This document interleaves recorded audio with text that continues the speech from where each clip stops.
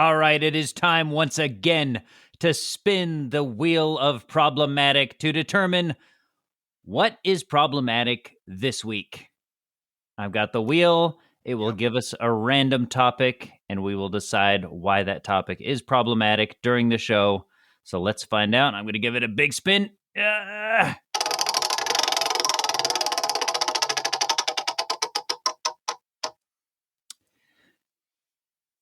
And this week, the Easter Bunny is problematic.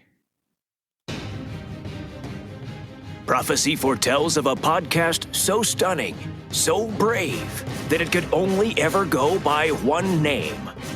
A show so woke that it became its own gender. A show so hot that we'll understand if it turns you gay. You're listening to Stunning and Brave with Chris Cowan and Nate Henderson. Hey, welcome once again to another edition of Stunning and Brave. My name is Chris. My name is Nate. Hello. And we are Stunning and Brave. Welcome, welcome to the wokest, most left-leaning, most progressive podcast on the entire internet. I guarantee it. And I've got nothing backing that guarantee. It's not like you get your money back or anything. Yeah, there's nothing really that we can give the audience if we don't live up to that claim. But we'll say it anyway. Dang it. Yeah. Well, that's the beauty of making very subjective claims is you can't be wrong. Touche.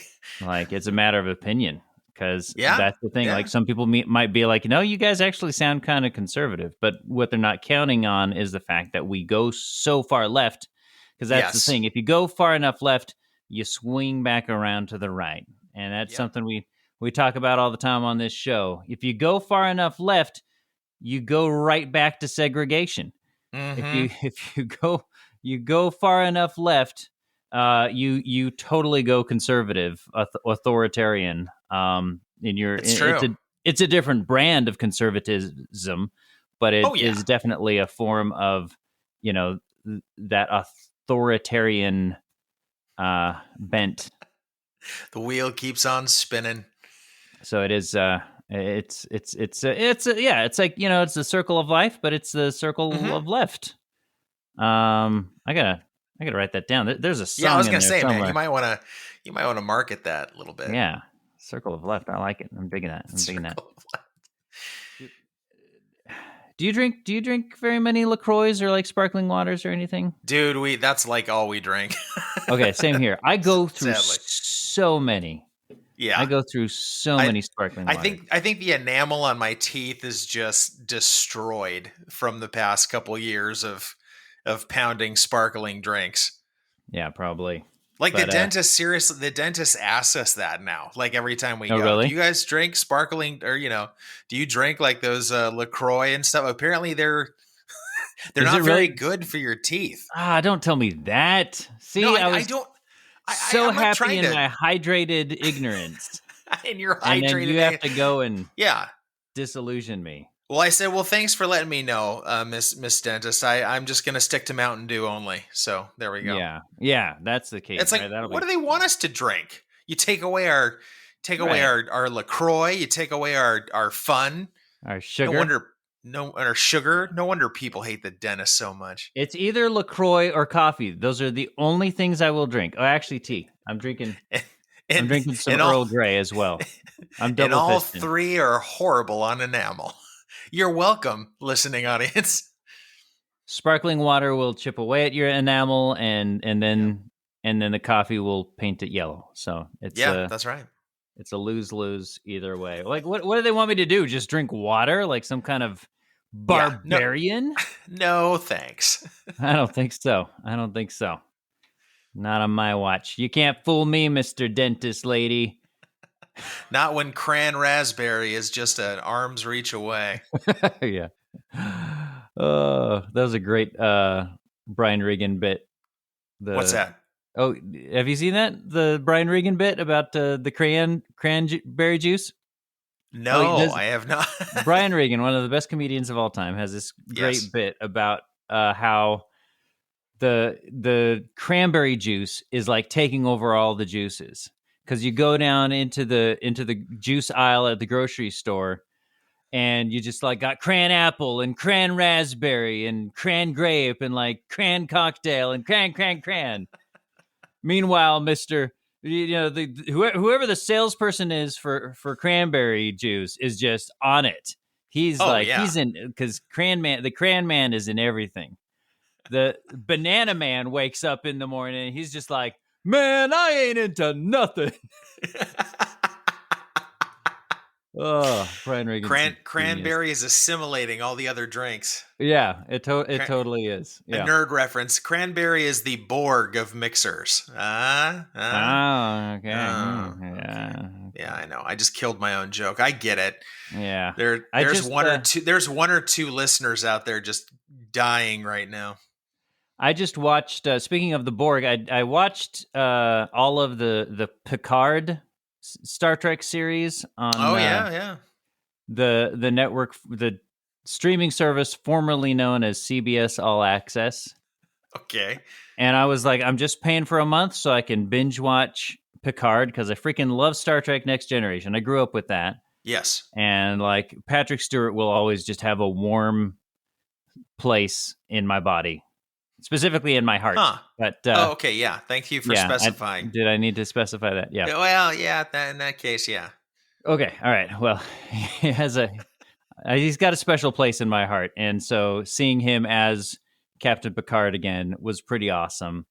And it involves kind of like his history with the Borg and all that stuff. So it was fun. I think I would want to go back and watch The Next Generation before I start that series, because it's been a long time since I've seen Next Generation, so I need to keep up on my Star Trek lore. Next Generation's good. I mean, it's definitely dated now, but it's but it's good. First couple seasons are pretty rough. Ooh, yeah, but then the one where they introduce the Borg, that's where it gets awesome. It's fantastic. That's the way to be. You're on spring break, right? Your family is. Yes, the family is at home, and and I now work at home full time. Yeah, so I was wondering how that works out for you. Well, the invention of iPads and TV just take care of that lickety split. So beautiful, beautiful. Yeah, I'm the best parent ever. Nice. So, everybody's, we had to do it over the summer. So, we had, it's true, huh? Yeah. Had a few months of practice there, and no, it's fine. It's fine. But yes, everybody is out of learning for the week. What about your kids? They got the week off? Yeah, they got the week off too. Of course we kind of do the hybrid homeschool thing. So they're not like in classes full time anyway. But yeah, it's so they're home. Well, they're not actually home. So my wife has this thing called FOMO. Not to be confused with MoFo, which means something very different. But yes, FOMO, that is true. FOMO is fear of missing out. And what that is basically any opportunity for fun, she is going to take that. So she's like, today they went to the beach, even though we're actually taking a couple days off at the end of the week to go to the beach. But her sister was going to the beach, so they all went to the beach again. She wants to go twice, so that's good for her. They always find ways to jam pack it full of events. So you sound so excited. Yeah. So I mean, I'm still working, so until later this week. But we're getting a cabin near like Monterey or something, and we're gonna. Oh, nice. Which is funny because we started a tradition last year. Have you ever done like a Passover Seder supper? No, everybody's like talking about it, but we haven't done something like that yet. Well, if you ever want to appropriate, Jewish traditions. Wait, did you just say procreate Jewish traditions? No, Oh. That's not what I said. Oh, okay. All right. Just checking. Sometimes my headphones get a little appropriate. Okay. Okay. Jewish traditions. The Seder's the best way to do it. It's fun because there's food involved, and that's always nice. That's all you need. Yeah. But yeah, so we actually started doing that this last year, and it was fun. And it kind of like is a good way of like preparing for the true meaning of Easter and all that, and Good Friday and that kind of thing. But I guess we're not doing that this year because we're going to the beach instead. And I don't think we ditched. We're not going to like bring the matzah bread and the Haggadah and the yarmulke and everything is unleavened. Yeah, all the unleavened stuff. No, I guess we're not doing that. So I don't know. Okay, you're like, forget all that. We're digging our toes in the sand. Yeah. So sorry, we're not appropriating any Jewish tradition. Well, we can reflect on and honor our Savior on the beach as well. I think. I think so. You bask in His creation. Yeah. I mean, is that any worse than like barbecuing on Memorial Day? If you think about it. if you take and now Deep Thoughts by Chris Cowan. I'm just saying, like, to celebrate Memorial Day, which is where we memorialize, like we're remembering the sacrifices of our fallen soldiers. Right. And what do? We barbecue some burgers and hot dogs, drink some beers. Most holiday gatherings are all about the food, really. I know. It's like I think funny. Food kind of takes precedent over a lot of stuff. I mean, 4th of July, like if you don't have a barbecue, what are you doing with your life? I mean, that's it's just true. But that's like you're celebrating your freedom. Memorial Day is weird to me because I'm like, isn't it like, I don't know, I guess you eat at memorial party, like memorial services, like they'll have a reception afterwards. Yeah. So I guess that's the thing. So I don't know. People appreciate a good spread at those memorials, man. They want to, just drown their sorrows in food, in finger sandwiches. People will literally find any excuse to turn something into a food event. That's actually, what does that say about us? Unhealthy behaviors. I don't know. I don't know. Or just food tastes good, and food tastes good, and it takes our minds off of the fact that life sometimes sucks. Yes, and you do a thick layer of butter just kind of fills the creases in your heart. Wow, the symbolism. Yeah, it's the symbolism. I don't know. I'm just pulling at that thread. We go a little. We have an agenda for our show. But sometimes it's a little stream of consciousness. So sometimes we don't quite know what that agenda is, but we'll get there. Sometimes I start a sentence and I don't quite know where it's going to go, where it's going to land. Yeah. All right, but we should start off the show with our first segment to really just kind of have that cleansing before we get into it, and that is Check Your Privilege. And so this is the part of the show where we do a privilege check, and it's just kind of our opportunity to it's kind of like a confessional. We can it's our opportunity to just acknowledge whatever privilege we need to feel guilty about. Man, I can't wait to feel guilty. And so, I think it's important as to white heterosexual cisgender males. It's definitely important that we do this ritual, this exercise. It is part of the cult of woke, and as card carrying members, we gotta participate in these traditions. It's very cleansing. Very cleansing. Yes, yeah, but not in a way that makes you feel clean. No, it's kind of cleansing in the way that, like, I imagine, those people who do that. What is it that? It's like a honey and like vinegar cleanse or something, Those people don't feel better after that. They feel like absolute crap. Yeah, you need to go like right into the shower. Yeah. Yeah, I feel like it's that kind of cleansing, or like an Imodium, not Imodium, the opposite, like an X-Lax cleansing. Little X-Lax X-Lax cleansing. X-Lax smoothie. Yeah. Like, you don't really feel good about the cleansing, but it does the job. It gets it out of your system. This next segment brought to you by X-Lax. Let's see, whose turn is it? Is it my turn? Who went first? Sure, why not? All right, okay. Here's my privilege check. I am slowly replacing. I'm trying to update my office because I've had like some of the same like boxy like IKEA furniture since like freaking 2014. Hey, practical, man. Practical. Hey, it did the job. It did the job. It did. But like it reached a point where I'm like, my office studio is just freaking ugly.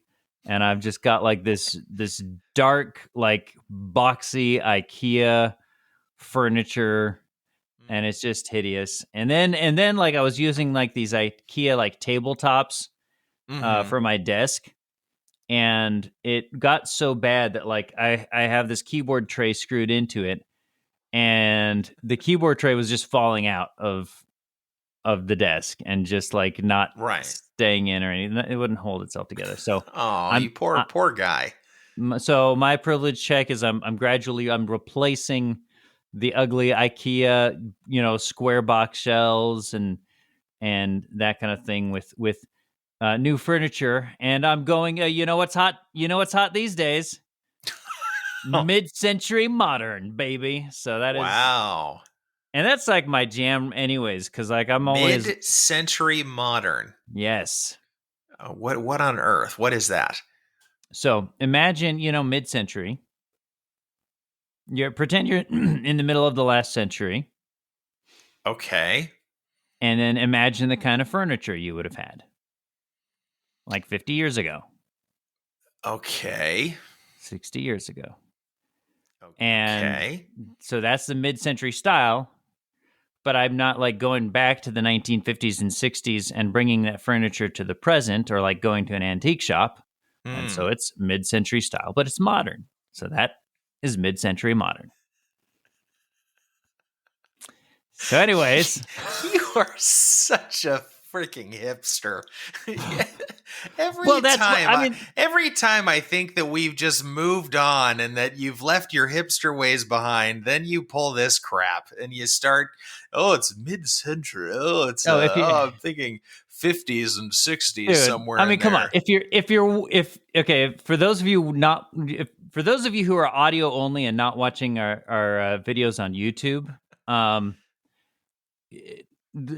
my background is literally a 1987 Macintosh and a record.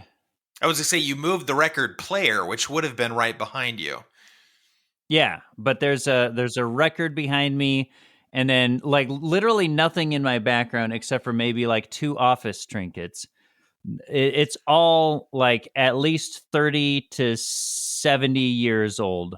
Over here on one side, I've got records, like actual original records that are a collection of old-time radio shows on record, which means the old-time radio shows were old, but it's on record. So it's just old. Everything's old. It's just on the other side, I've got a comic book from the 1930s. It's all old stuff. So the fact that I'm into mid-century furniture... Okay. Like the fact that you even suspected my hipsterness fleeting at all. It's just the fact. It's just to me. It's like I don't know. That's how I differ. Like to me, a desk is a desk, and I have no input whatsoever. But that's probably what makes me boring in that way. I would. You have no taste. Well, no, it's just I've.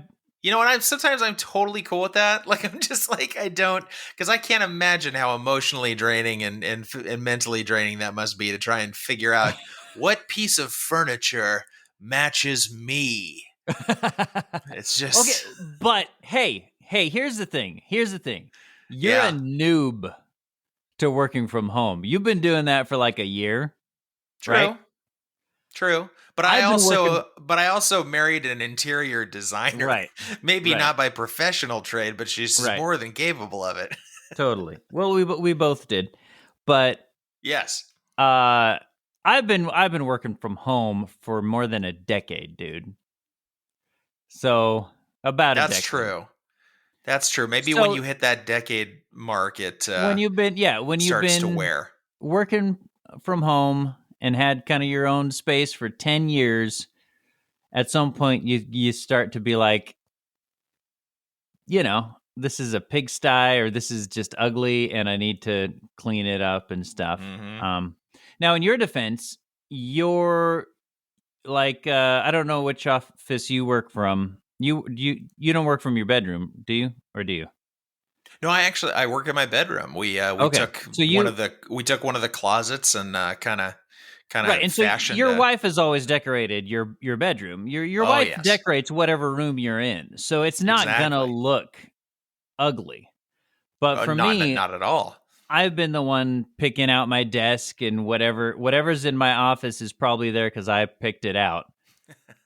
Right, And right. as a dude with like I don't have like a lot of taste. Like I don't have a lot of style. I just have some things I like. So for me, it's been a long journey of even knowing what style is. Like Yes, it's pitiful. I It's really understand. pitiful. I understand. So there you go. So I'm doing mid-century modern. I got like a mid-century style TV stand, and I got like a just I'm going all mid. I love the 50s. I love the 50s style, like Incredibles. I just love that 1950s, Yeah. No, 1960s it is a style cool is style. It is a is cool sweet. style. So that's what I'm going for. So anyway, so that's kind of my privilege check, is just replacing my furniture with this, bygone era that's now in the present. I don't know. It's a weird thing, but it's That's a journey. great. Way to go, Don Draper. Yeah. That's fantastic. And you look darn good doing it. So, Thanks. Thank you. ah, All right, how about you? well, so I think we talked last week about how we use the Facebook Marketplace, right? The Yeah. Yeah. well, I don't really use it that much, but my wife certainly does. And so she arranged a purchase of a fairly large mirror from somebody who lived, let's just say, on the way to your house, because Oh yeah. over the weekend we partook in in quite the movie viewing Yes, a of 4-hour it. viewing. Yeah, yeah. But anyway, so she asked if very very harmlessly, if I could pick up this mirror on the way to your house. And so I said, sure, I'll just schedule myself a little bit of time. And most people that buy stuff off a marketplace, depending on kind of what you're selling and stuff, you might want to meet like in a public place, or some place where there's other people around, or and never have I actually gone to the person's house directly. Never? Even though it was a nice neighborhood. Well, no, I mean, it's like, well, see, that's the thing. I don't use Marketplace that much, so I don't. Yeah, okay. We use it to like sell a lot of stuff. We don't really use Mhm. it to like buy a lot of stuff. Okay. So I was like, okay, no, it's still it's a nice neighborhood. It's what could go wrong. Right. So I pull up to this house, a nice house in the city I went to there, and so I go up. I go up to the door and I, give a little knock. I can hear like the TV kind of blaring in the house. Right. And my wife is on the phone texting me at the same time, basically saying, he's gonna open the garage. Oh. And so, okay, all right, that's fine. So I, kind of walk back down the driveway. Don't want to surprise the guy or whatever. Mhm. So the garage opens up. There's nobody inside. It's Just a bunch of meat hooks. just a bunch of meat hooks and chainsaw. No, there's actually barely anything in this garage, and the mirrors the mirror. I'm sorry, excuse me. When I say mirrors, that's plural. There was 4 identical mirrors, and they Oh. were all kind of near the back of the garage, and there was nobody in the garage. So this mysterious door just opened up, Oh, that's and weird. and this guy is communicating with my wife, who is then communicating with me on a text, because she's the one that has his number, and so he's communicating. Right. And so, like, I'm getting these texts just like, proceed into the garage. Like, not like to that formal or whatever, but like, and then 7 paces to the left. Yes, exactly. So we've got and then the thing is too, she's like, do you see the mirror, like, on the text? And I'm like, babe, there's 4 identical mirrors. Like, which one am I supposed to take one? Like, they're not sorted. There's not one like pulled out from the bunch, like, hey, right, this is your mirror. Hey, I'm expecting somebody to freaking come and pick this up. Right. And so I'm creepy because I'm creeped out. It's the one that contains the image of him. Of the idiot who doesn't know which mirror to grab out of identical mirrors. Yeah. Well, no, hey, for all I know, they're not identical. Stranger things have happened. So I'm super creeped out at this point because there's no human interaction, and the only interaction I'm getting is just messages that they didn't just want to. They opened the garage for you, but they didn't want to just pop their head out. They didn't want to just pop up and just be like, "Hey, everything okay?" Obviously wasn't very trusting in that regard. So I'm kind of creeped out at this point because I'm like thinking, okay, if I walk to the back of the garage, like, is the door gonna start closing behind me, and I have to like Indiana Jones my way out, like before I'm trapped in a house of horrors, before the killer clown appears in the mirror. Yeah, exactly. So there's identical mirrors. So I just grab one of them. I'm like, okay, I can tell by the picture that Megan sent me that I'm only supposed to have one, apparently. So I grab a mirror. It's super heavy. And then I make my way to the car. A little man appeared out of nowhere and said, "Choose ye wisely. Which mirror shalt thou enter?" "You chose the wrong one. Now spend eternity in the mirror." You chose poorly. Yeah. So I loaded up into the car. Again, garage is still just open. Nobody coming out. I'm like, this is weird. And so I text my wife, and I'm like, this is just kind of weird. Is there anything supposed to go with this thing? Like, did I even choose the right one? And she's like, just go. I want you to get out of there because this whole thing is weird. Run. All of a sudden you get these frantic texts. He's behind you. I was gonna say, he's in the mirror. That's when I received the text. He's in the car. No, but so I just get in there and I drive away. And then she texts me back, and apparently I had left some critical pieces there that go with the mirror that were hidden behind this stack of mirrors. Right. And like a bag of screws. And I'm just like, I just was like, I do not want to go back there. And she's like, all right, we can probably just get some hardware from the store. And I said, look, this mirror is super heavy.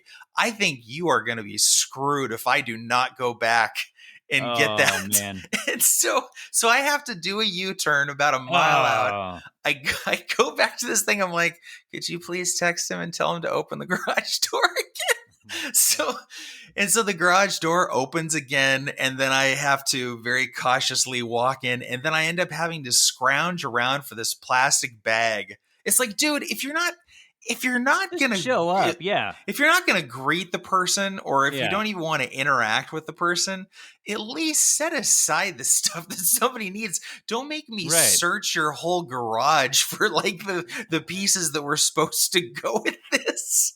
What the heck? That's totally like a horror movie scene right there, though, isn't it? Like, you show up and like you're like, the whole time it's like, oh, which mirror do I grab you? And then you finally get out of there, and then something draws you right back. Yeah, something draws you right back. That's when the killer kills you. Yeah, I was expecting the door to close that second time. I really was. And at that point I was just ready to tangle. It's like, dude, you've irritated me to the point where, if you're trying something, I'll attempt to beat you up. I probably won't live, but I'll try. Yeah, if this was like a mirror, if this was like a slasher film, this would be like before the title screen. You'd just be the kind of throwaway kill that they do to establish the danger. And you'd just be like, you'd walk in, and the second time is when the garage door would close behind you. Yep. It would be pitch black. You'd stumble around. You'd fall into a mirror. Glass would shatter all over the floor. You'd cut yourself, and you'd be bleeding. And so you'd be like dragging your bloody body towards the like sliver of light under the garage. Yep. And then right as you almost reach the garage, that's when the killer, mirror killer, appears behind you with a chainsaw. Well, there'd be another mirror there, and then I can see in the mirror that somebody, the killer is approaching with the chainsaw, and then it cuts to black, and then my wife has to spend the rest. Your blood splattering on the garage door or on the mirror. No, your blood splatters on the mirror, and then it's the title sequence. Mirror Slasher 3. And then my wife spends the rest of the movie investigating my disappearance. Yeah. So I think we should. I think we got it. We've got the plot right there. We should probably stop recording now and let's write up a synopsis here. Let's do it. Anyway, so that was kind of creepy, and the fact that he had 4 identical mirrors. It's like I'm assuming came from your house. It's like, what sort of Willy Wonka crazy crap is this? You don't even want to show your face. Yeah. That's where do 4 identical mirrors come from? Somebody was, I don't know, but they like made a box for themselves out of the mirrors, and they're like, I want infinite me's. Yes, I want to see me, dude. I can almost guarantee an endless trail of me's. That's what this guy did. An infinite me's. It's some kind of narcissism thing. Yeah. And then he puts on lipstick and kisses every one of them. Right. We're all so pretty today, aren't we? Look at all these pretty girls going on to infinity. Okay, this is creeping me out again. All right. Well, speaking of movies, we have the Stunnies. What? It's time for the Stunnies. This is the part of the show that we sometimes do, where we give it a random award to some guy. Thing. And so this week's award is for the most awkward sex ed video ever. And it goes to whatever Irish monstrosity this is. Oh, man. Because when they hold each other really close and give a long kiss and a warm hug, they tell each other that they're beautiful and everything like that. And they also have a bit of a laugh because they are the best of friends. And then something happens. In a very short time, because they're so close, the man feels his penis becoming erect. That's straight, hard. Yeah. And the sperm coming down the video into it. Actually like it did when he had a wet dream. Now, while the sperm is coming into the man's penis, that is the woman's body is getting ready to receive the sperm. That's the worst part? Because there's like 2 clips together. It was posted to Instagram. It's an Instagram account called Reeling in the Weird. And it posts videos like this from like... sexual harassment videos to stuff like this, which it's part of a series called Sex Education for Girls, Part 3 from the 1980s. And here's the second part, and I apologize. It's kind of explicit, but hey, we're all grown-ups here. Yeah. Gives her the sperm, then she has the sperm. Then the penis slips out.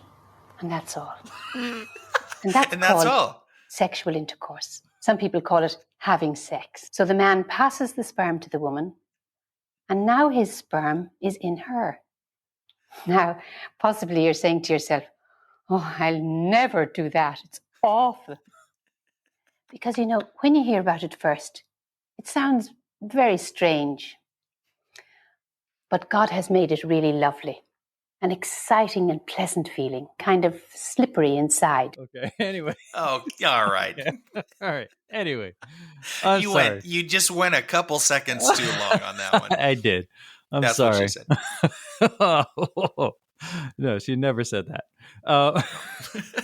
Never, ever. Anyways. Yeah. Wow, so that's something special. That is what the children of Ireland got to witness. That's what the children in the 80s, the children of Ireland in the 80s apparently got to experience this lady. And what really makes it are her hand motions. Oh no. Of her like doing gestures of kind of showing, illustrating with her hands how it works. Things that a sixth grader might mimic on the playground just to their friends as they giggle. Yeah. And then my favorite line from that entire thing is, and that's all. And that's all. And that's all. And that's all. There's nothing more. Just in and out. That's all. Well, she wanted to explain the very basic fundamentals and just the general simplicity and science of it all. That is a very basic, simple. Yep. Yeah, man. No wonder so many people have a weird perception of sex. If that's and then the man reaches into his wallet and pulls out a few $20 bills and says, "Thank you, beautiful. I'll see you next week." I love it. It's just like, nope. And that is all. The man does his deed, and then he's out, and that's all. That's all. There's nothing more to it. Hey, don't worry, ladies. I'm sorry, but if you ever watch, Animal Planet or anything like that, that's what nature's all about, man. It's not like those animals just hang out and snuggle afterwards, That's true. The guy has one thing on his mind, and then when he's done, he usually sprints as fast as he possibly can away from the field. Yeah. See, this is why I think we can all take a cue from the natural world. No, I'm just kidding. What's that? Right. Oh, I'm just like, this is why some people are against sex education in school, is because they don't want it taught the way this lady's teaching. Oh, no. It's so weird. Now, listen. So weird. This could go on to a whole different conversation, but you were homeschooled, right?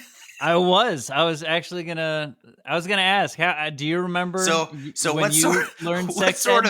What sort of demonstrations and explanations were you given as a student at home? Well, so we had a day where we made during our baking class, we made donuts and we made very thin baguettes. Oh, God. And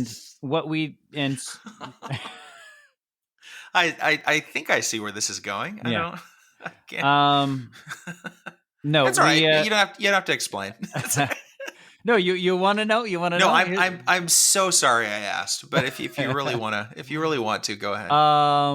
Well, okay. So here's the thing about having older brothers. All right. Oh boy, yeah. Is they clue you in before you get the actual talk. So I had an older brother who was, we'll say, a little more explorative than I was into these subjects, and who couldn't wait to share his findings. Right, he was more than happy to give me a little bit of an insight into the mechanics of it. Okay. But in terms of the official sex ed talk, I will tell you, traumatic experience. Long car rides with my dad where there was a book on that explained the basics. Okay. And when you were born. And that whole when a man loves a woman, that kind of thing. Mm-hmm. And so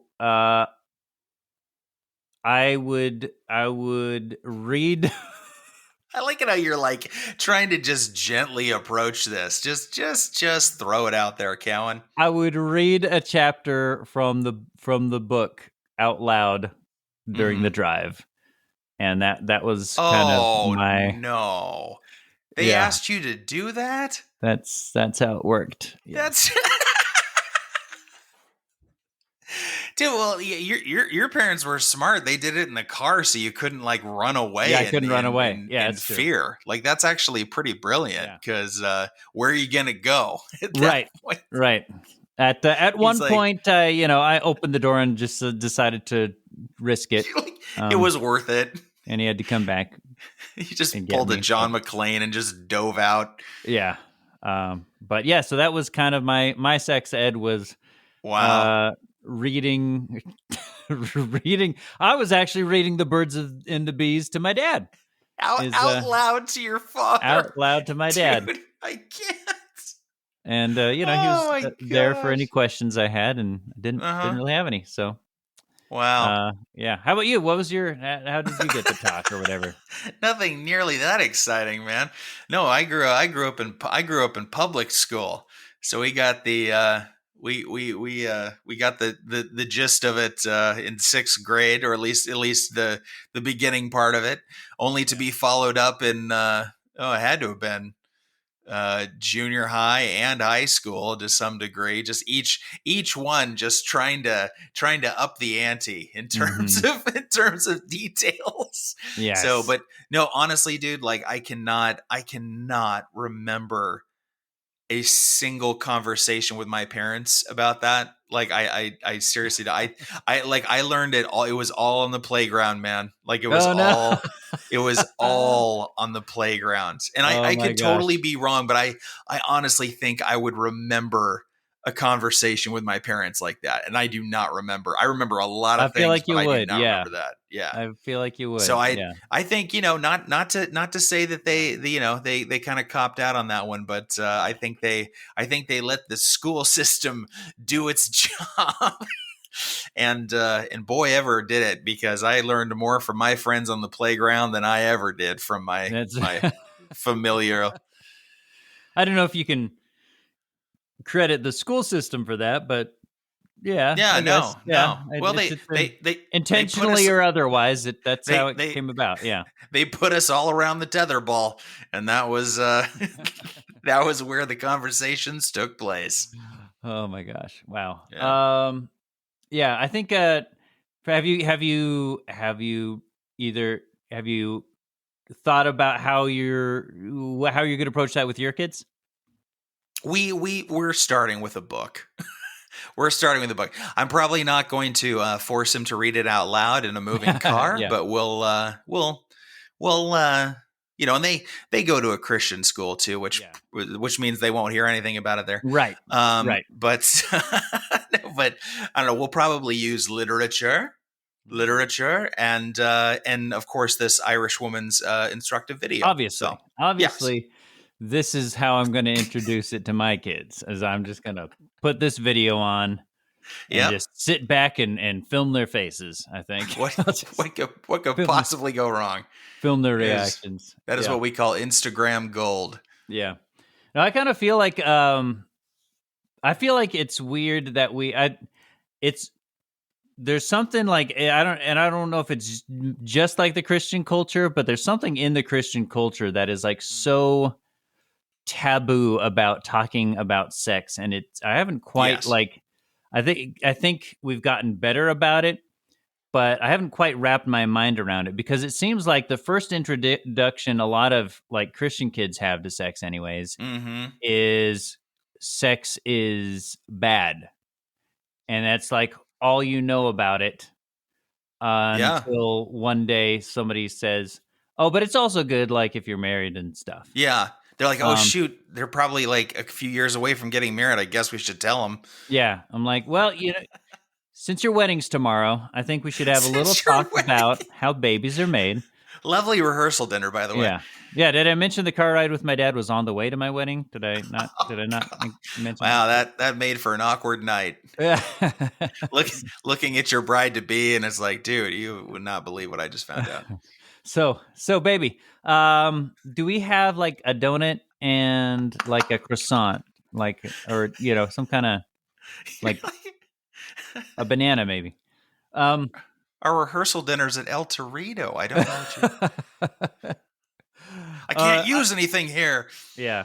No, I feel like that's why, like, for me, like, I feel like having a conversation, like, about, like, they're going to find, like you said, like, they're going to find out somehow from their friends, from some older either brother, from you or from their all too happy to share peers. Yeah. And I feel like I want to just let them know, hey, especially if like they're old enough to start asking questions, they're old enough to start getting some answers. Yeah. And so that's kind of my take on it. And I think my hope is that creates a healthier understanding of sex early on, so that once they start getting in that phase where they're actually interested in it, they're not just immediately hit with like shame for having those feelings. Right. Exactly. Yeah. Well, and you're going to be supplementing it with the Irish lady. So I think it's all going to work out really good. Yeah. We'll see. And obviously showgirls, I figure.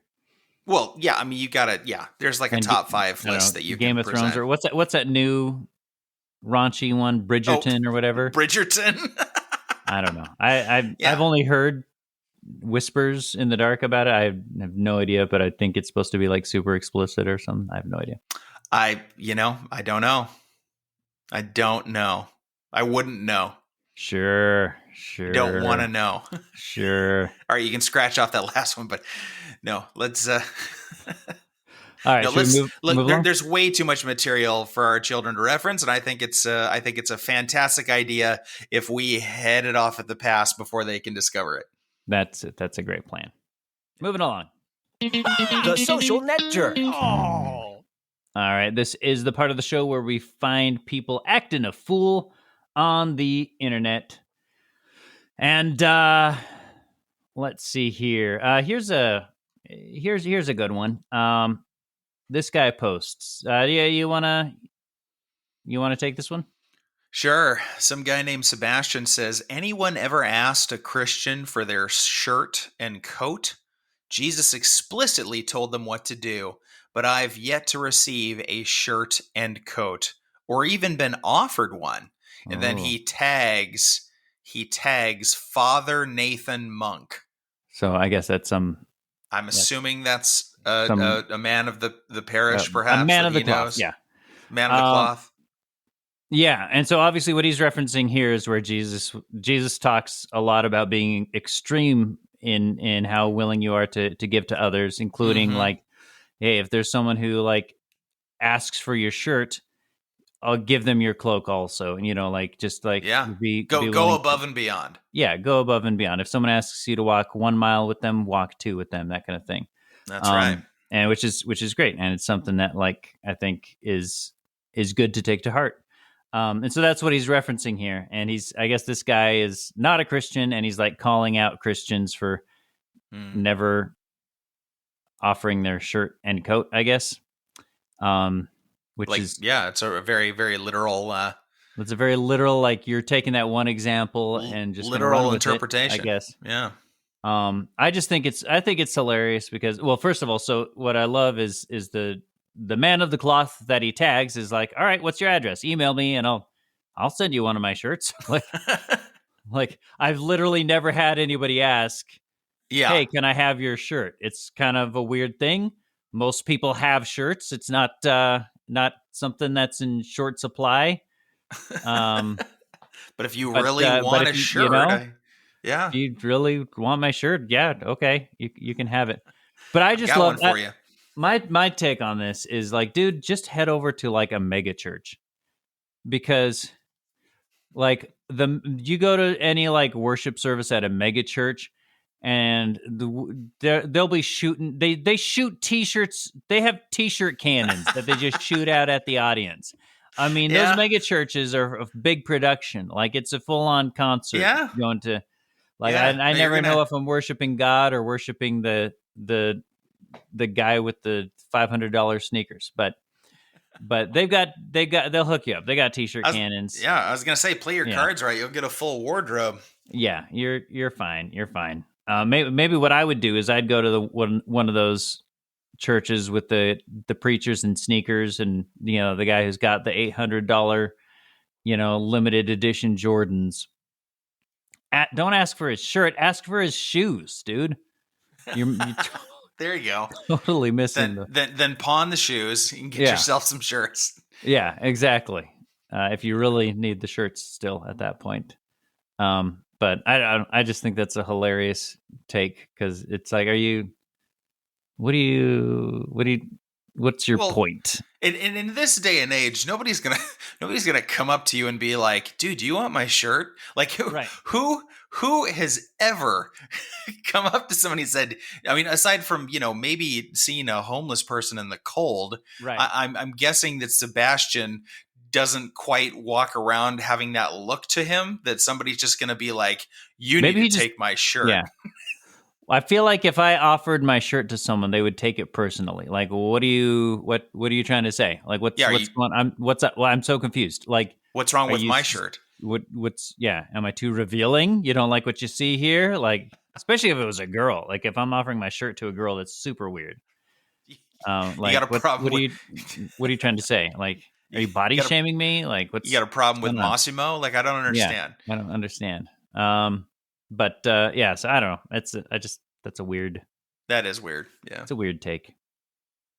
All right, this next one's another just kind of we're going weird today for the social net jerk segment. It's just boy, weird. Are we ever.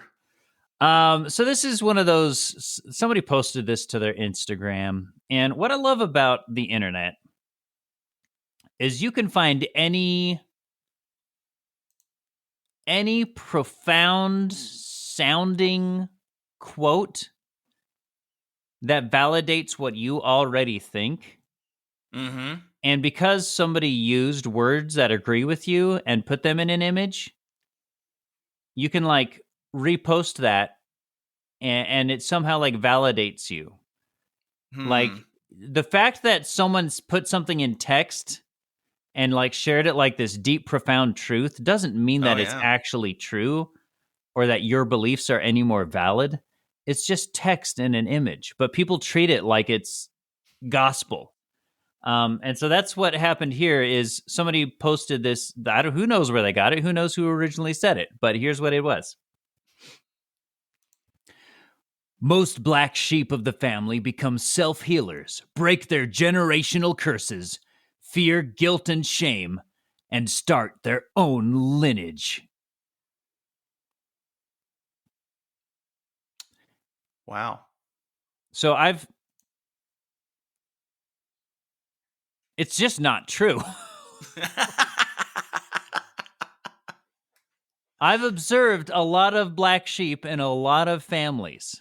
Yeah, I was gonna say you've got you've witnessed lots of families, big families. Yeah. Yeah. And the black sheep is not the self-healer. It's no. The black sheep is often the person causing problems. Oh, yeah. The black sheep is not breaking any generational curses or if anything, fear, they're adding to them and shame.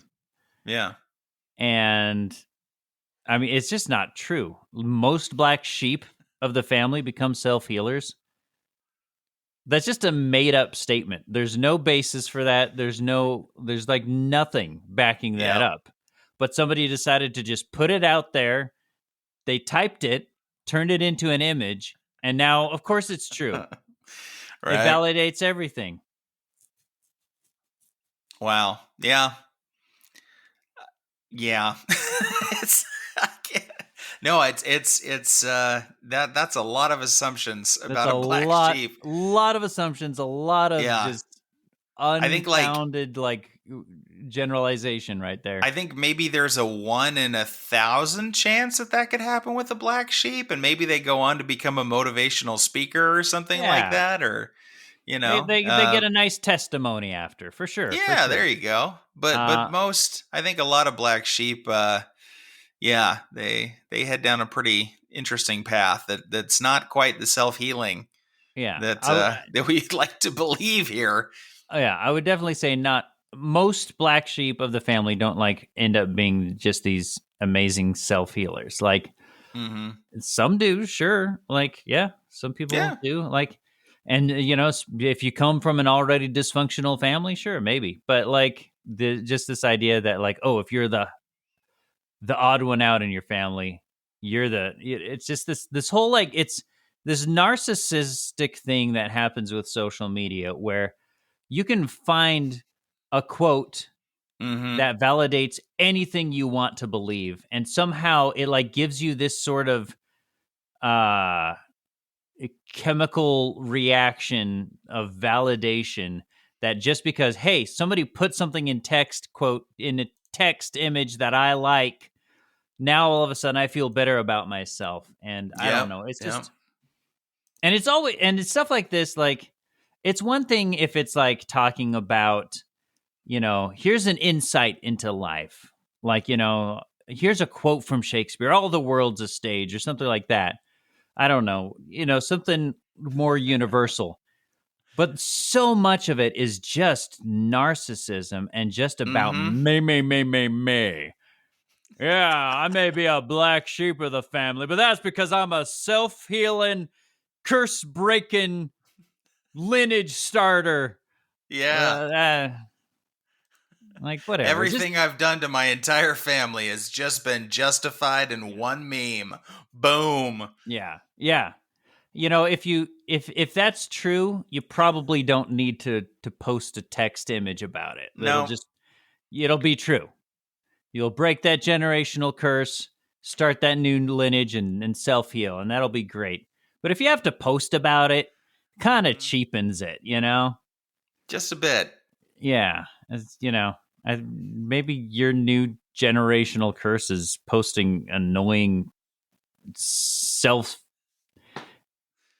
I was going to say something inappropriate. Nailed it. But just don't. Just stop Don't be the black sheep. Be the white sheep. Wait, that's not. That's not. Be the black sheep. Sure, be the black sheep. Just don't make stupid generalizations about the self-grandeur. Whatever. Just live your life. Stop trying to If you have to post all these posts to feel valid about what you're doing, it means you don't feel valid about what you're doing. Because if you're really valid, if you really feel good about what you're doing, you don't need to do these public displays of self-reassurance. Yes, I am a good person. Yes. Just see, I'm a self-starter. I started that cult all on my own. That's I've got a pretty decent sized following at this point. That's right. That's one of my. Did you know that's one of my objectives is to at some point start a cult? You've always shared that, yeah. I want to. The First Church of Chris, I think, has a nice ring to it. The First Church of Chris. Yeah. I'll join just so I can see how horrible it crashes and burns, but I would like to be a witness. So. Oh yeah, well I'd make you Chris's witness, and oh yes. Could I be like a deacon? How about a high priestess? I'll take it. You have to wear a loincloth bikini thing. Yeah, no. As long as there's a sexy tribal gown involved, I'm good. Oh yeah. It's basically. We're ripping off the Princess Leia bikini, but okay. I think it'll fit you. Yeah. Anyway, okay. This last one. Okay. So, you trying to prep for it, are you? Yeah. So this showed up in my timeline. Okay. And I was instantly filled with morbid curiosity. Hmm. Because So obviously it is the era of everybody's starting a streaming service. Yep. Right. And it's also the era of like everybody's asking random people on Facebook to invest in their company. Have you noticed that? Have you been getting those ads of just like invest in dude, this there's shoe stuff company all over the place, man. Yeah. It's like you can get in on the ground floor and those.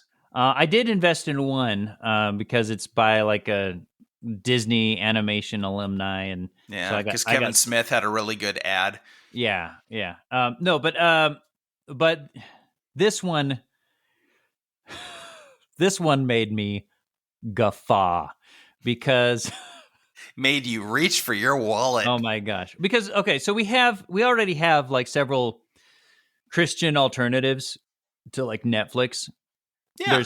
There's PureFlix, which is basically an entire library of films, all starring the same guy. Sure. With his 90s haircut. And like God's Not Dead 1 through 23. Right. Kevin Sorbo. Right. Yeah. Kevin Sorbo, and then the dude with the 90s blonde haircut. And then there's a couple others. There's one called Minnow, and there's I don't know. There's a few. Yeah, there's a few different ones. So this one, so the Christian streaming market is people are on it. People are on that. We don't need to like flood that market. But here we are. Right. It's an ad for a new thing called Crossflix. And here's the caption. Mm-hmm. Calling Christians who care. Now you can make our new biblical community / entertainment hub of movement with an investment as low as $100 and get equity. What if you could combine the best of both worlds, the movies and games your family loves, with the values of your Christian faith? Wow. The Crossflix Plus community will bring the world Christian video on-demand channels with 1,700 hours of content, 3D and VR interactive courses, games, and journeys for all ages and levels. And let me just pause for a second because what do you know about me in 3D? That's no small feat, man. Right. What do I know about 3D? Oh, you're obsessed with it. Right. You look, if anybody understands and has an appreciation for good 3D, that's you. Yeah. Yes. That would be you. Or even bad 3D. Yeah. But so that is why it is all the more meaningful when I say, dude, 3D? Like, yeah. Why? 3D is over. I will admit that. And I love freaking 3D. I love, like, I'm buying all the old 3D Blu-rays I can before they're all gone. I have a 3D TV, and I love it. But I'm not going to invest in a company that's like, yeah, we're doing 3D. That's like investing in a company that's like, yeah, we're doing HD DVD. Like, woo! We're doing Laserdisc. Like, the format's gonna retake the world. Oh, yeah. No. Okay, so already they're not presenting a very good plan, very good business plan. Then they're like, we've partnered with mega churches, 10,000 plus members, and leading pastors. I'm like, okay. A team. It doesn't say our team. It says a team has 33 plus years of experience in interactive content and in the film industry. It's just some team out there. It's not our team, but there's a team out there that has it. I'm sure so Pixar has people with at least that many years experience. Right. And is it that, and they don't say combined, but I have a feeling what they really mean is 33 plus years of combined experience in interactive content and in the film industry, because they're combining two things right there. So it is, it's got to be 33 plus years combined, which could be 33 15-year-olds with 1 year of experience, like for all we know. They got a lot of 6-monthers all adding up into that total. That's, yeah. And then they're just like $1.2 trillion faith market. Oh. Okay, but it's pretty general. That's how big the faith market is. Yeah. Okay. Doesn't mean we'll get there. And so they say, we aim to equip churches with modern digital services to help them reach new generations worldwide. But that's all just the prelude. Because that's part. Yeah, no, the best. Visuals speak louder than just printed word. That's right. You can talk all you want about your fancy new streaming video service. That's right. But what I want to see is the proof is in the pudding. So you better wow me with some of your content. And here's what they do. And I'll just play a little audio, and then we can describe what we are seeing. Mm-hmm. Here, let me. Oh, I gotta back it up. It's gonna. In addition, CrossFlix is changing and growing, and now you can become part of its success. In addition to the thousands of faith and family movies you already know, CrossFlix Plus will include a new interactive secured platform with biblical and faith-based virtual reality games. And okay, so you get an idea of the girl's accent and presentation there. First of all, she's Australian, so it's like automatically I'm skeptical. No kidding. Of any country that was founded by a colony of criminals. I'm just automatically, you're out to shiest me. All right, that's a good healthy way to look at it. Starting out, I'm a big person. I can overlook. No, that. I appreciate the honesty. No, yeah. What is hilarious is how freaking awful this video is.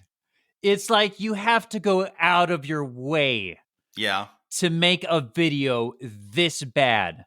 So we start with the girl.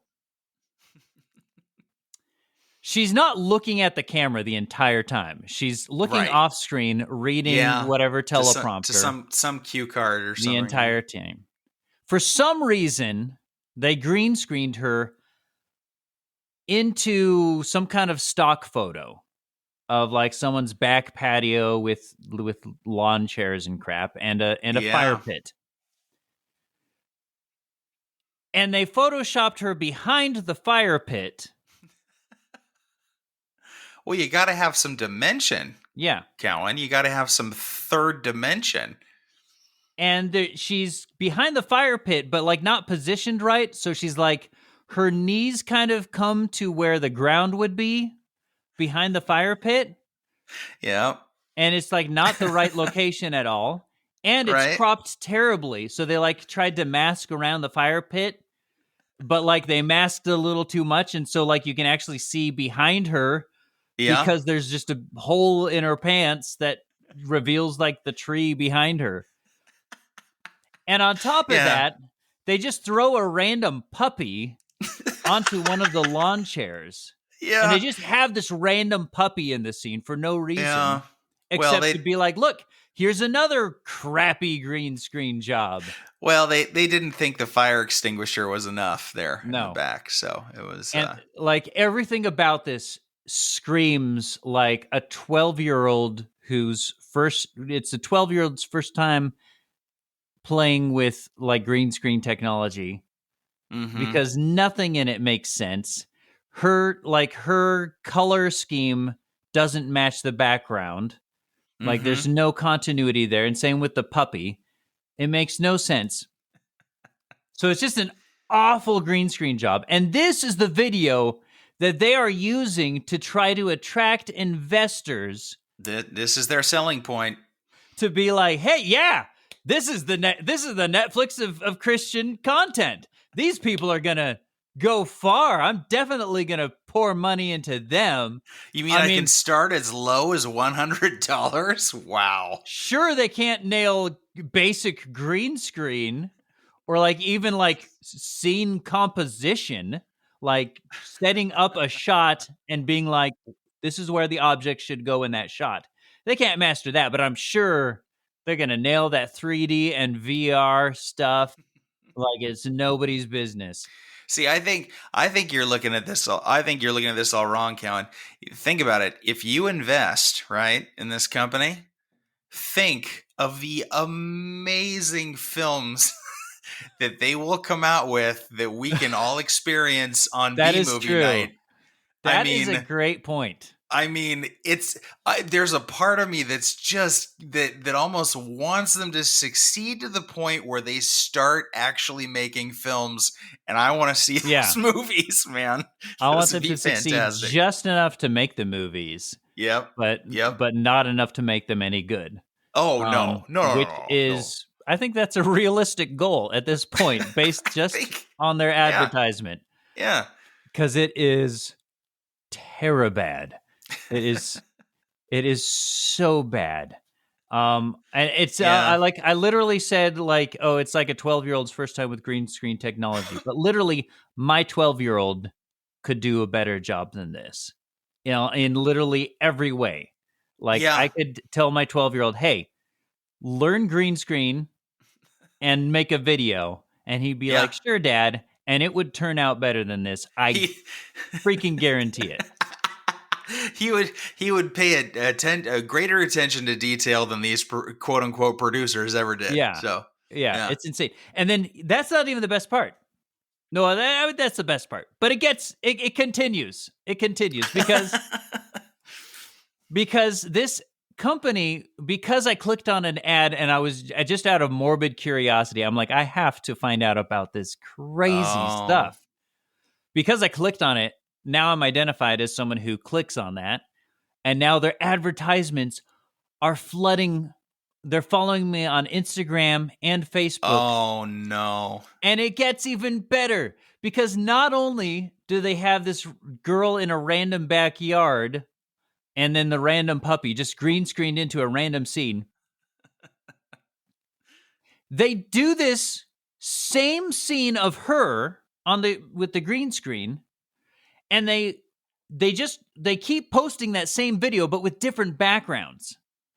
And so, like, one of them is sure, why not? It's the same exact recording of her. Like, it's not like they like had her like, okay, now let's have you read this other script. No, it's the same exact script. It's still her reading her lines off camera. Do you wonder why my backgrounds keep changing? That's just one example of the vicious marketing strategy we have. Or maybe I'm inside a volcano. Crikey. So like one is in the living room and another is like in kind of a kitchen. And what I love about one of them is like it's a slow motion video in the background, like she's inside and then out the window are like a couple kids playing with a puppy in the yard. Please tell me the same puppy appears in every instance. Right? No. That'd be amazing. No, the puppy was just randomly in this one, and it's not in the others. Okay, but then there's there's more footage of it's. So she's put into this one where she's like in the kitchen, and outside are children playing with a puppy in the yard through the window. And the children are in slow motion playing with the puppy. While she's just in real time talking about her sales pitch. And it is freaking hilarious because it means all they did was they're literally just grabbing the most random stock images and stock footage from like Shutterstock or something. Sure. And then they're just like, yeah, put her in there. Put her in the living room. Put her in the back patio. Put her in the kitchen. Put her on a spaceship. Put her around like on a spaceship. Like, I swear that's next. I'm just waiting for the one where she's like, or like in front of some, just like random footage of like some kind of like 1912 footage, World War I footage or something. I don't know, but. I like the spaceship one. Crikey! Yeah. All production companies going to be out of this world. Oh my gosh! So I'm with you on this though. I hope they succeed just enough. I legitimately want to see some of their first productions. I really come up with stuff that is so bad that it's good. So I'm rooting for you, Crossflix. Not going to give you money. Not going to give you money, but we'll definitely root for you. No, because if they have too much money, it could spoil the whole thing, and they could actually produce good content, which I do not want. Or worse, mediocre, boring content. That would be the worst. I want it to be so bad it entertains me. Nice. That's what I want. All right. Well, this brings us to our final segment. Ugh, that's problematic.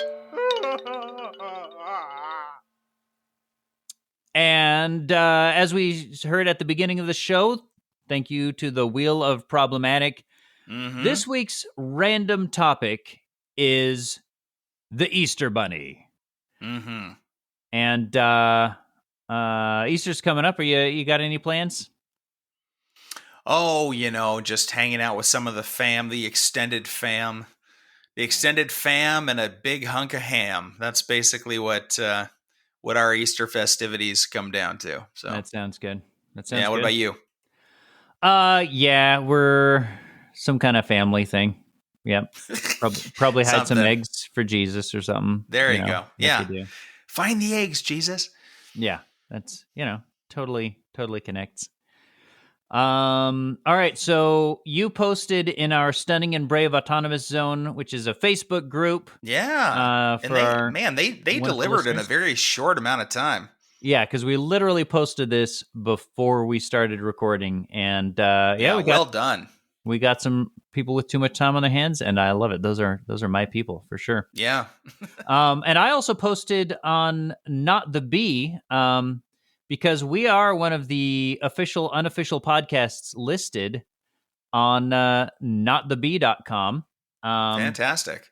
So all our episodes are available there. So if you're if you're a subscriber on Not the Bee, you can follow us there for our amazing content as well, and join the community there. So I was thinking, I actually got several responses as well. I have not previewed any of these. So maybe we could switch off. You can pull some from the Facebook group. Let's just rapid fire these bad boys. I can pull some from Not the Bee. So I think Not the Bee has a few more, so I'm going to kick it off. Go for it. All right. What is problematic about the Easter Bunny? Will from Not the Bee says it's a symbol of Ishtar, the goddess of fertility. And he says, I don't really know that, but Jim Gaffigan has thoughts, which is true. Jim Gaffigan has a great bit on Easter. That is classic. How will we celebrate Jesus' birth? I don't know. I got some eggs. What does that have to do with Jesus? I don't know. I guess I'll hide them. Yeah. Nice. Let's see. Megan says, well, the Easter Bunny no longer leaves me baskets. What gives? It's like he just kind of stopped doing that for some reason. That's weird. Yeah. That's what a jerk. Kind of like how Santa stopped bringing me presents. Right? Kind of rude. And the tooth fairy stopped taking my teeth. You pulled out teeth unnecessarily just to try to get her back. Yeah. But it just didn't happen. Didn't happen. I don't know. Yeah. Toyota from Not the Bee says, do you really want to eat chocolate eggs that come from inside of a rabbit? I figured we learned what we had to with Cocoa Puffs. Nice. Robert says, bunnies are known for their constant reproducing. Do we know if the female identifying bunnies are consenting to such activity? Ooh. Also, where does he get all those eggs? I assume he took them from unsuspecting chickens. Also, he distracts innocent sinners from the real hero, Jesus. Easter, as we all know, is his birthday after all. Yeah, sure. Just go with it. Go with it. Well done, Robert. Similarly, the unmasked Marvel from Not the Bee says, well, the Easter Bunny is problematic because apparently Christ wasn't enough. Oh. We got to throw in a bunny in there. Shots fired. Yeah. Yeah. Let's see. Anne says, I don't think he can read, which is, bad example to us all. It's a random, so random. I'm trying to connect the dots there, Anne, but I'm not I don't think you can. Okay, No, it's okay. She's got a follow up. She said Okay. this is important. Also, by identifying as a bunny, he is blatantly admitting to a sexual addiction because all bunnies do is make more bunnies. Disgraceful. That's true about bunnies. They also die. As the former owner of more than one pet bunny, I can. That is another thing. I was going to say, you guys have had bunnies before, so that's we have had bunnies. They die. Cats are better survivalists. Bunnies are stupid. Yeah, bunnies are dumb. Bunnies are just there to look cuddly and cute. That's about it. Jay from Not the Beast says, my biggest problem is that it's a lie. We don't do Easter Bunny, Tooth Fairy, Santa Claus, etc. It's all lies. As far as the Easter Bunny and Santa Claus, why would I tell a lie when there's a truth that could be told instead? Oh. We just stick to Jesus. And the Tooth Fairy, that's just weird and creepy. Ask my kid who got $3 from the Tooth Fairy if that's weird and creepy. Yeah. Totally not weird to accept money from strangers. Nope. As a kid. Not at all. No. I'm not rethinking my entire parenting at all. The last one on our list was from Jacob, who says, I've seen Monty Python. Bunnies are very, very problematic. Which is a great nod to Monty Python, Jacob. Oh, so good. Rebecca says, Rebecca's on the same page. She has a problem with lying to kids, but I think you can have fun with the Easter Bunny without that. Other than that, if you build a 90-foot tall chocolate Easter Bunny and require everyone to bow down to it and sing the bunny song, that's idolatry. And of course, pretty sure I saw that on Midsommar. That was, huh? Actually, wasn't it a bunny that the Trojan bunny, wasn't that in Monty Python too? Yes, the Trojan bunny. She, of course, is referencing the VeggieTales classic, Rack, Shack, and Benny, which is, I think, the first VeggieTales I ever saw, and probably one of the absolute best ever. Nice. And the bunny song is too catchy. Do you know the bunny song? You know what? I think if you played it, I'd probably recognize it, but not by heart. That's for sure. It's, the bunny, whoa, I love the bunny. They had to. I knew you wouldn't disappoint. They had to tone down that song because it was full on, like, it was really catchy. Okay. And so kids would start singing it, but the lyrics were terrible. Because it was all just like, I don't love my mom or my dad, just the bunny. I won't go to church or school, just want the bunny. Get out of here. Yeah, it was like the original lyrics were super aggressive, but the song was so freaking catchy. It's like Ren and Stimpy's Happy, Happy, Joy, Joy. That song just keeps getting darker and darker the longer it goes. Right. Because the whole point of that movie was like they were being forced to sing this song praising the bunny, and they weren't supposed to sing it because it was a bad song. Right, but they made the song so catchy that all the kids watching it were just like, I won't go to church or to school, just want the bunny. Yep. I'm going to sing this in front of my parents. They toned it down to make it more like, I'm not going to eat my veggies or something, which is ironic for VeggieTales, but hey, good luck not getting canceled with even that nowadays. Yeah. So, but yeah, that's a good throwback there. The Rack, Shack, and Benny was a fantastic. That's good. Fantastic VeggieTales. So, sounds like the Easter Bunny is plenty problematic, I think. Yes, sir. And we haven't even touched on his contributions to the obesity epidemic. I mean, just that kind of perpetuating the sugar addiction in children. That goes without saying. And I think my favorite though is the point about like it's a chocolate egg coming from inside a bunny, right? Right. Why are we celebrating that? What other time of year would we be like, hey, that brown stuff just popped out of that, furry that rodent. Rabbit. Eat it, kids. Gobble it up. Yeah, I don't think we do that. Yeah, I don't know. It really makes you think, doesn't it? A lot of people think that we're an entertaining show, but really, no. we're here to tickle your brain a little, and really make you think through things. That's what we do here. They're really the deep welcome. thoughts. Yeah, you're welcome. That's right. All right. Well, we are out of time. I say that like it means anything.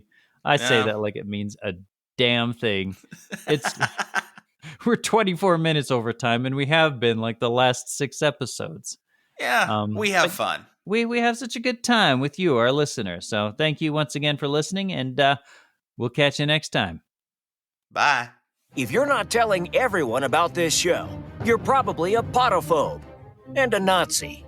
Don't be a potophobe. Tell your friends and leave us a review on Apple Podcasts or wherever you subscribe.